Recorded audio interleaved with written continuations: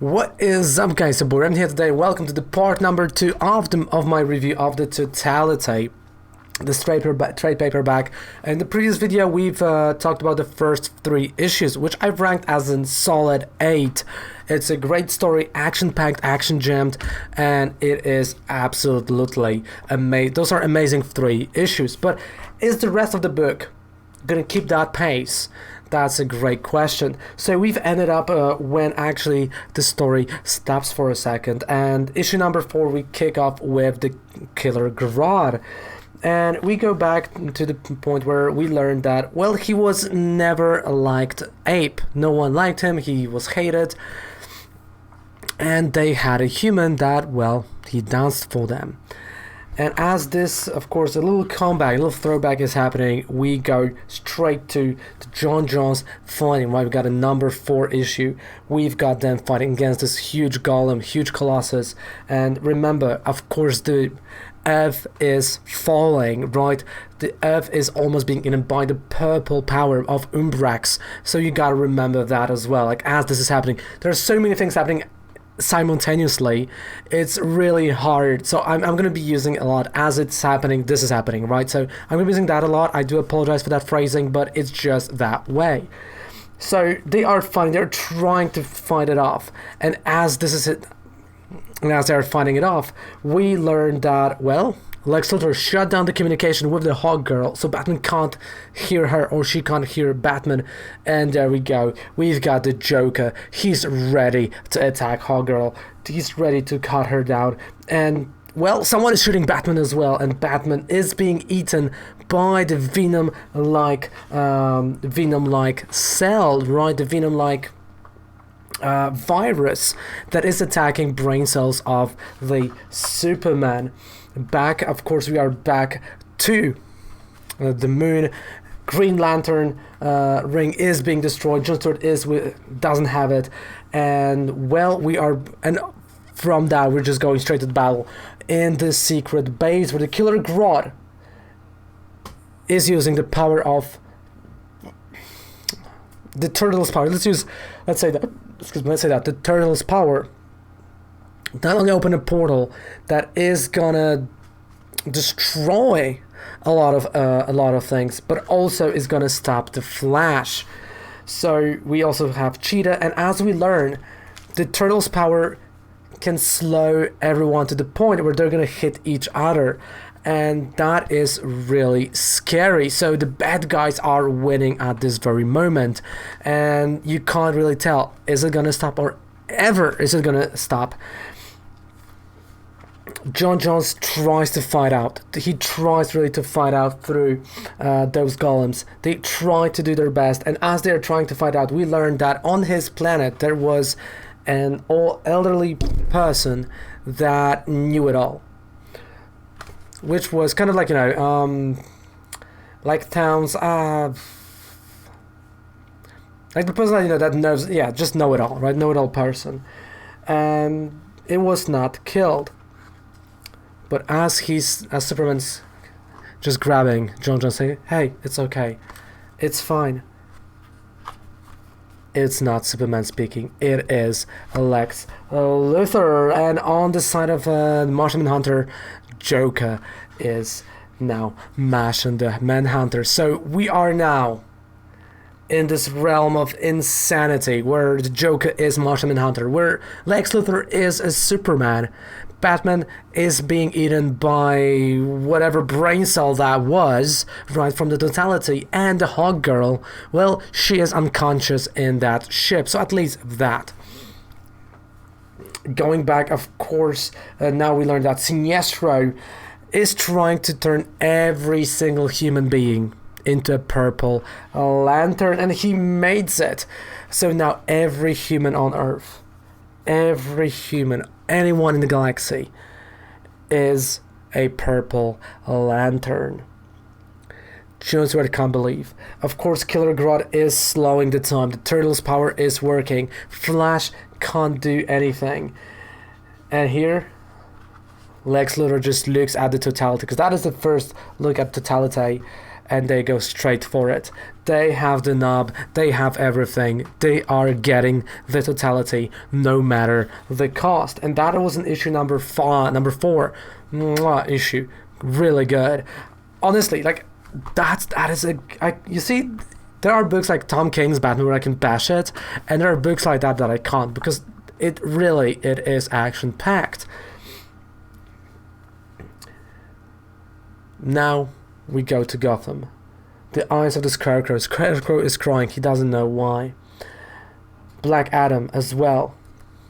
We've got a Trigon, also not knowing what is happening. The Oblivion, the Apocalypse is happening right now, and we got Legion of Doom. That is one of their bases right there. And, well, the Legion of Doom knows. The Legion of Doom knows that they are here to win. And we go back in time to why Luthor figured out how to do it all. So, of course, we go back to him talking with Sinestro and convincing Sinestro to help him, but we go back a million years into the future when people found his notes, because he moves into the future, and people found his notes and now are cherishing him. He is over here and he's asking himself, like, why? What is happening? And he remembers when he comes back to us that there was a ring. They wore a ring with this weird symbol that is again on the knob. It was on the table. It was everywhere. So now he is in the search of, what have I missed? What have I missed? So I can't destroy the Earth now, but in a million years I can destroy it all. So he goes back, like, what he was looking for the oddity, and there was, of course, this oddity with the Kansas, right? The Kansas 6425, something like that, house that he destroyed then. And he learns that his father was working on that. He was trying to find the totality as well. And this is like a bit of a slow moment, because he tries to also convince the Killer Grodd to help him, because he needed someone, right? He needed someone to control the turtle. Like, as of right now, we know why he wanted the exact person he wanted for his Legion of Doom, which does make sense because of their characters, because of their characteristics.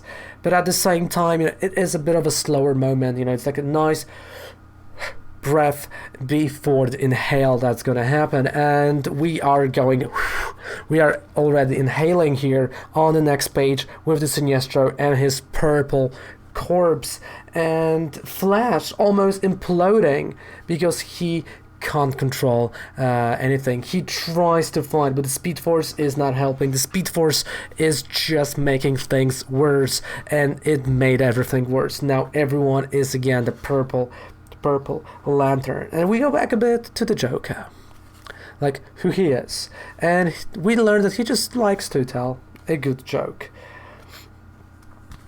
And as we go into the issue number 6, we now go to, well, the Hall of Justice, the only place on Earth that is holding. We got a barrier, and the Lantern Corps, the purple Lantern Corps, is really hitting that Hall of Justice. They want to get to the Steward. They want to get to the Cyborg, and Cyborg is trying his best.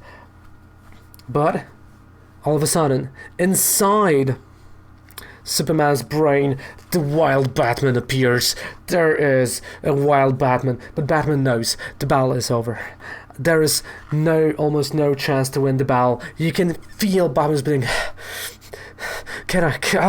like, Batman has no idea what to do. He's trying to do anything as again Flash, but Flash also knows the battle is over. They've lost.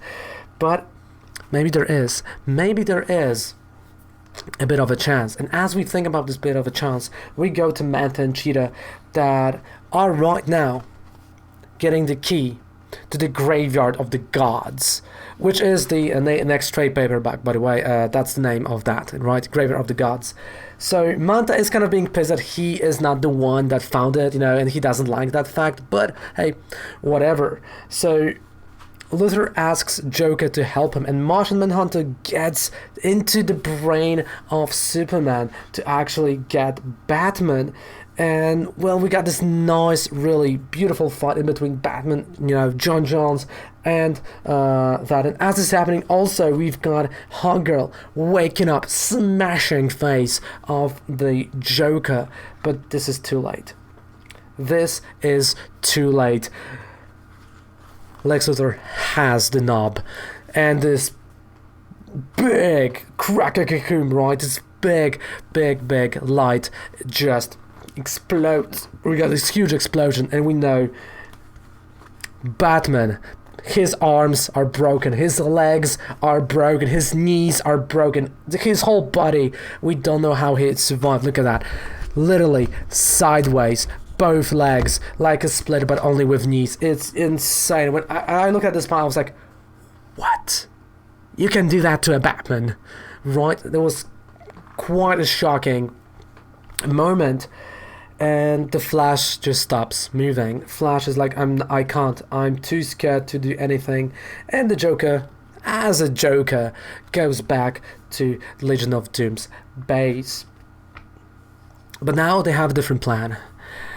They can't let that happen. So John Stewart gets into the Flash's mobile, and he's like, you know what? I'm gonna just try my best to be as fast as possible. So Superman actually just pushes our John Stewart in the Flashmobile, because again, right now Superman is back. There's only a Lex Luthor there, and he is like going through the earth slowly and slowly, as he's telling Flash, listen Flash, you gotta slow down, you have to slow down. And Flash has no idea, but only Flash slowing down can close the special door that Grodd opened because of the turtle's power. So Flash is slowly starting to slow down. He's slowly doing that. And as, of course, you got the John Stewart just going around and around Earth, the Earth becomes White Lantern. The whole Earth becomes a White Lantern because there is life. And because there is life, there's also a Hawkgirl just smashing in to the Lex Luthor, trying to do something, as her wings are green, they are morphing. There is something happening because of the end metal that they are right now made of, because they turned into an end metal during the metal event. Crazy stuff.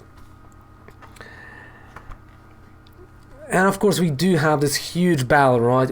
Superman almost dies. Flash at the very end finally slows down. He's able to do it. And as he's slowing down, the Green Lantern comes in. And the Green Lantern Corps is yet again. Hawkgirl grabs the Totality. And everything goes white. And as everything fades into white, Lex Luthor wakes up near the Joker. And slowly everything goes back to the way it was supposed to be. Now the Justice League has Totality. They do have it. They've won that battle, but they know their enemies exactly know what to do. And now we learn that everything is connected. That all of those things that happen, Hawkgirl's wings, they are somehow connected to everything. John Jones says that he has to go back to his to Zarif, to his planet, or to the Theta Room, I forgot the name of that planet, to find that elderly woman that knows it all. And here on Earth, well, Batman, has to slowly get back into his shape. Luthor is pissed off, but as Diana Diana, and when they are talking, and someone right now there is attacking them, all of a sudden we've got this huge panel, this beautiful panel right here. Someone is attacking them, and someone is a Starman, and says he has all the answers. But to give those answers to the Justice League, 3 of them have to die. Quite an interesting hangover there, right? But when we're going back to Lex Luthor, he is pissed. He knows he lost. He needs a brand new friend, and he has to ask someone. That person thought, well, I thought you're never gonna ask. And that's it. That concludes, of course, the Totality. Let me tell you, that is a solid 8 of the book. I would give it probably a 9 and a 10, but I think it's not easily accessible for someone who had no idea about DC Metal, and it does have, a few moments where you can really get lost. There's a lot of text, kind of like, that's typical Snyder, right? There's a lot of text, and you've got a lot of moments where you have no idea what is happening, why is it happening, and you try to just figure it out sometimes, which is great, but not everyone might love it. And to be honest, that is one of the better Justice League stories I've read in a couple of years. Again, there were a few from the Rebirth, and this one is great. So can I recommend it? 100%. If you're a fan of the Justice League, that's a 100% recommendation, and it's just absolutely great. Solid 8. I think those few slow moments, you can forgive them, and the ending, you're just like, wait, that hangover. That cliffhanger is great. So the next one is going to be Cemetery of the Gods, or yeah, I think that. So I can't wait. We're going to have Batman Who Laughs. And we know that he's a psycho. He's a maniac. And you can tell everything is slowly falling apart. Where this is going to, of course, this leads to the Mel at the very end, but there's still 3-4 more volumes to go through, which is amazing. So super solid 8 out of 10. If that would be a time where I'll be like buying single issues, I would not be disappointed in any single issue here. There's no additional stories, there's nothing more, nothing else, just straight on action, maybe a bit action. And I really enjoy that. Maybe a bit too much text sometimes, it can get convoluted, but it deserves a solid 8. So thank you guys so much for watching this video, and I know it's the second part, so it's sometimes rough, I know, but thank you so much for being here with me and just going through it with me here.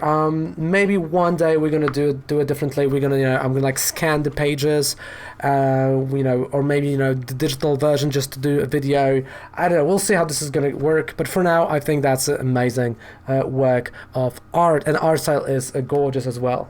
I don't think the art had like bad moments, to be quite honest. Maybe a few, but it was great overall. So solid 8 out of 10, and well. Next time, I don't know, maybe the single issues that are finally going to come this week. Maybe that's what we're going to review, hopefully. So thank you guys so much for watching. Goodbye, gonna have a fantastic rest of the day. That's an 8 out of 10. And see you guys in another video. Bye.